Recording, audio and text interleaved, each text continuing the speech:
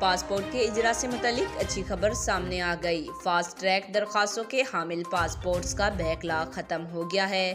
Passports کل سے مقرر مدت میں ہی فراہم کیے جائیں گے۔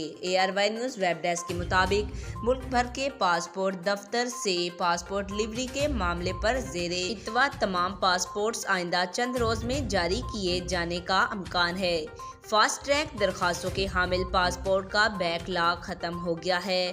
پاسپورٹس کل سے مقرر مدت میں ہی فراہم کیے جائیں گے۔ ذرائع نے کہا ہے کہ ارجنٹ پاسپورٹ کا بیک لاگ بھی 2 سے 3 روز میں ختم ہونے کا امکان ہے۔ خیال رہے وزیر داخلہ کے حکم پر directorate general immigration and passport printing operation شروع کر دیا گیا ہے۔